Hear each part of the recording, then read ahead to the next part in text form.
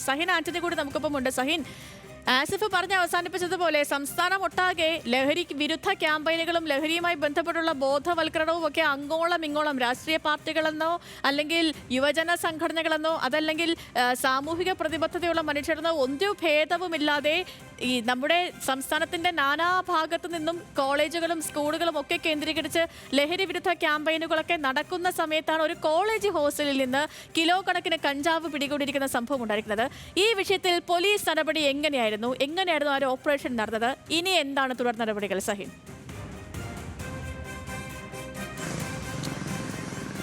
അസേത് സൂചിപ്പിച്ചതുപോലെ തന്നെ സംസ്ഥാനമാകമാനം ലഹരിക്ക് വേണ്ടിയുള്ള ഒരു ഓപ്പറേഷൻ പോലീസ് ശക്തമായി നടത്തിക്കൊണ്ടിരിക്കുകയാണ്. ഇതിനിടയിലാണ് കളമശ്ശേരി പോളിടെക്നിക്കിൻ്റെ ഹോസ്റ്റലായിട്ടുള്ള പെരിയാറിൽ നിന്നും വലിയ അളവിൽ പോലീസ് കഞ്ചാവ് പിടികൂടുന്നത്.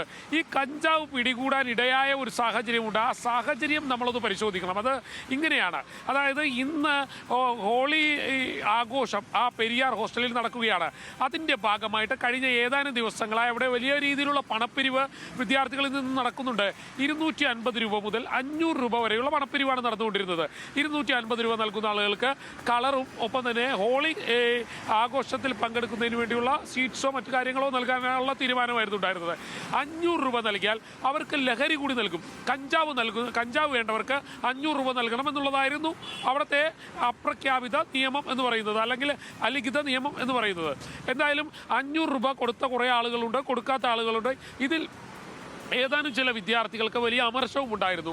അങ്ങനെ ഉണ്ടായിരുന്ന ഒരു വിദ്യാർത്ഥി തൻ്റെ സഹോദരനെ ഇക്കാര്യം വിളിച്ചറിയിക്കുകയാണ്. സഹോദരൻ പോലീസിലായിരുന്നു ജോലി ചെയ്തിരുന്നത്. സഹോദരനെ വിളിച്ചറിയിക്കുന്നു, ഇവിടെ വലിയ ഹോളി ആഘോഷം നാളെ നടക്കാൻ പോവുകയാണ്.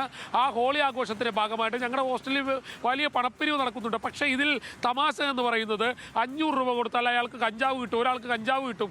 അങ്ങനെ ഒരു പണപ്പിരിവ് കൂടി ഞങ്ങളുടെ ഹോസ്റ്റലിൽ നടക്കുന്നുണ്ട് എന്നുള്ളൊരു കാര്യം സഹോദരനെ അറിയിച്ചു. എന്തായാലും സഹോദരൻ അയാൾക്ക് ഇതെവിടെ അറിയിക്കണം, കൃത്യമായിട്ട് അറിയിക്കണം എന്നുള്ളത് അയാൾക്ക് ബോധ്യമുണ്ടായിരുന്നു. അയാൾ രഹസ്യ പോലീസിനെ, സ്പെഷ്യൽ ബ്രാഞ്ചിനെ ഇക്കാര്യം അറിയിക്കുകയാണ്. ഇങ്ങനെ പോളിടെക്നിക്കിൻ്റെ ഹോസ്റ്റലിൽ ഇത്തരത്തിലുള്ള ഒരു പണപ്പിരിവ് നടക്കുകയാണ്, ലഹരിക്ക് വേണ്ടിയുള്ള പണപ്പിരിവ് നടക്കുകയാണെന്നുള്ള കാര്യം.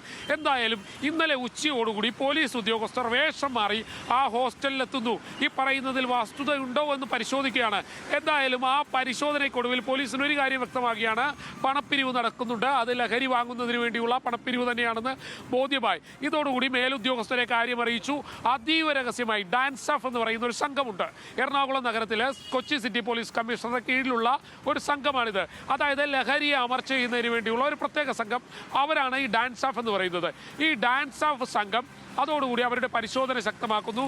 8 മണിയോടുകൂടി ഈ കഞ്ചാവ് ആ ഹോസ്റ്റലിനുള്ളിൽ എത്തിയിട്ടുണ്ട് എന്നുള്ളൊരു വിവരം ഡാൻസ് ഓഫ് ഉറപ്പിക്കുകയാണ്. എന്നാലും ഡാൻസ് ഓഫ് അവരവിടെ നിൽക്കുകയാണ്. കാരണം ഈ 8 മണിക്ക് കയറി പരിശോധന നടത്തിയാൽ ആ കഞ്ചാവ് അവിടെ നിന്ന് മാറ്റാനുള്ള സാധ്യത കൂടുതലാണ്. അതുകൊണ്ട് വിദ്യാർത്ഥികളൊക്കെ ഉറങ്ങുകയോ അല്ലെങ്കിൽ മുറിക്കകത്ത് കയറുകയോ ചെയ്യുമ്പോൾ ഈ മുറികളിൽ പരിശോധന നടത്താമെന്നുള്ളൊരു തീരുമാനത്തിലേക്ക് ഡാൻസ് ഓഫ് എത്തുകയാണ്. 12 മണി വരെ ഡാൻസ് ഓഫ് കാത്തിരുന്നു. ഒടുവിൽ 12 മണിയോടുകൂടി പരിശോധന ആരംഭിച്ചു. പരിശോധന പുലർച്ചെ 4 മണി വരെ നീണ്ടു നിന്നു. 4 മണി വരെ പരിശോധന നീണ്ടു നിൽക്കുന്നതിനിടയിലാണ് 2 മണിയോടുകൂടി 1 കിലോയിലധികം കഞ്ചാവ് പിടികൂടുന്നത്. F31 എന്ന് പറയുന്ന മുറിയിൽ നിന്നാണ് ഈ 1 കിലോയിലധികം കഞ്ചാവ് പിടികൂടുന്നത്. ആ മുറിയിൽ ആ സമയത്ത് വിദ്യാർത്ഥി ഉണ്ടായിരുന്നു. ആ വിദ്യാർത്ഥി ഉണ്ടായിരുന്നു എന്നുള്ളത് മാത്രമല്ല, ആ മുറിയിൽ കഞ്ചാവ് കൊണ്ടുവന്നിരുന്നത് മറ്റ് സംസ്ഥാനങ്ങളിൽ നിന്നും എത്തിക്കുന്ന രീതിയിൽ പ്രത്യേക രീതിയിൽ പാക്ക് ചെയ്താണ് ആ കഞ്ചാവ് കൊണ്ടുവന്നിരുന്നത്. അതായത് വിൽപ്പന നടത്താൻ കൃത്യമായി വിദ്യാർത്ഥികൾ ലക്ഷ്യം വെച്ചിരുന്നു. അത് വിദ്യാർത്ഥികൾക്കിടയിൽ വിതരണം ചെയ്യാൻ ലക്ഷ്യം വെച്ചിരുന്നു എന്നുള്ളൊരു കാര്യത്തിൽ യാതൊരു വിധത്തിലുള്ള ഒരു സംശയവും വേണ്ട. മാത്രമല്ല, ഹോളി കളറാക്കാൻ വേണ്ടി കഞ്ചാവ് എല്ലാ വിദ്യാർത്ഥികളിലേക്കും എത്തിക്കുക എന്നുള്ളത് തന്നെയായിരുന്നു ഇവരുടെ ലക്ഷ്യം. സേതു, ശരി സഹിൻ.